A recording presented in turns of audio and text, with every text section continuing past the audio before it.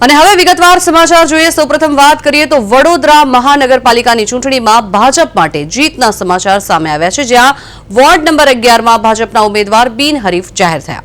Ward number 11ના ભાજપના ઉમેદવાર ઉપેન્દ્ર ઉર્ફે વિષ્ણુ પ્રજાપતિ સામે કોંગ્રેસના ઉમેદવાર કનુ પ્રજાપતિએ પોતાનું ફોર્મ પરત ખેંચી લેતા ભાજપનો વિજય થયો છે। બિનહરીફ વિજેતા જાહેર થતાં જ ઉપેન્દ્ર પ્રજાપતિ સીધા જ ભાજપ કાર્યાલય ખાતે પહોંચ્યા અને શહેર ભાજપ પ્રમુખને મળીને જીતના આશીર્વાદ અને શુભેચ્છાઓ મેળવી। પ્રદેશ 24 ગુજરાતી ન્યૂઝ સાથેની ખાસ વાતચીતમાં વિષ્ણુ પ્રજાપતિએ આ જીતનો શ્રેય પક્ષની રણનીતિને આપ્યો છે। આ સાથે જ તેમણે હવે વોર્ડ નંબર 11ના બાકીના ત્રણેય ભાજપના ઉમેદવારોને પણ જંગી બહુમતીથી જીતાડવાનો મક્કમ નિર્ધાર વ્યક્ત કર્યો છે।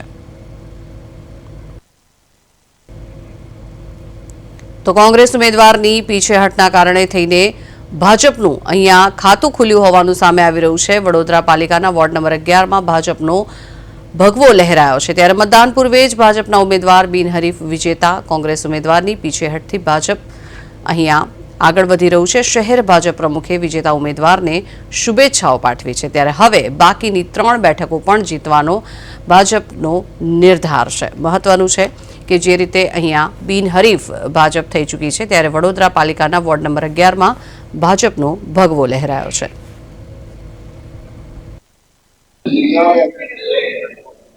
वोर्ड 11 अंदर कांग्रेसना उम्मीदवार जे छे तेओ आज परत फॉर्म खेंच्या बाद भारतीय जनता पार्टी वडोदरानी महानगरनी चूंटणीमां पहेलुं कमळ खिल्युं छे અને પહેલું કમળ જે ખીલવાનું શ્રેય જાય છે એ વિષ્ણુ પ્રજાપતિના નામે જાય છે। ત્યારે વિષ્ણુભાઈ આપણી સાથે છે, તેમની સીધી વાત કરીશું। વિષ્ણુભાઈ, પ્રદેશ 24 ગુજરાતી ન્યૂઝ તરફથી પહેલા તો ખૂબ ખૂબ શુભેચ્છાઓ। જે મહાનગરપાલિકાના 19 વોર્ડ છે એમાં પહેલું કમળ આપના નામે ખીલ્યું છે, આપની શું પ્રતિક્રિયા, કેટલા ખુશ છો આ વિજયને લઈને? આ વિજયથી સમગ્ર ગુજરાતમાં તમામ મહાનગરપાલિકામાં ભારતીય જનતા પાર્ટીમાં અનેરો ઉત્સાહ છે।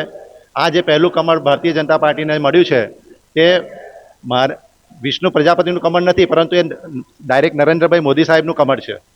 વિષ્ણુભાઈ, જે રીતે એક અટકળચારી અને કોંગ્રેસનો પણ ક્યાંક ને ક્યાંક આક્ષેપ હતો કે તમારા દ્વારા એટલે ભાજપ દ્વારા દબાણ કરવામાં આવ્યું છે, ક્યાંક પૈસા વેરવામાં આવે છે, તમામ બાબતો વચ્ચે કનુ પ્રજાપતિએ તો ફોર્મ ખેંચ્યું છે, એનો સીધો લાભ ક્યાંક ને ક્યાંક બિનહરીફ તરીકેની બેઠક આપને મળી છે। હવે આપના વિસ્તારના વિકાસના કામોને લઈને શું આયોજન છે?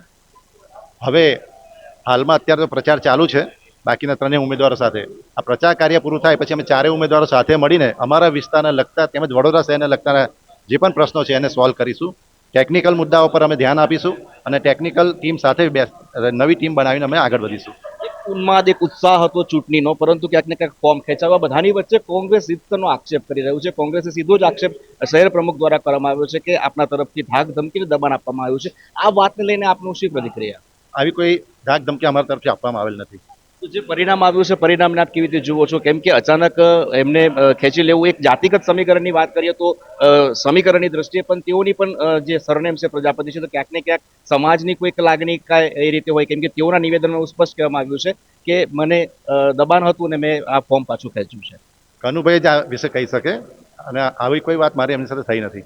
એક અંતિમ સવાલ, હવે ભારતીય જનતા પાર્ટીનું પહેલું કમળ તો ખીલ્યું છે, બાકીના ઉમેદવારોને લઈને અને વડોદરા શહેરના મતદારોનો જે મિજાજ છે તેને લઈને તમારું શું આકલન છે કે પરિણામ કઈ તરફે હોઈ શકે, અને પાલિકાની જે બેઠક બોર્ડ બનવાનું છે તેને લઈને પણ તમારી શું પ્રતિક્રિયા?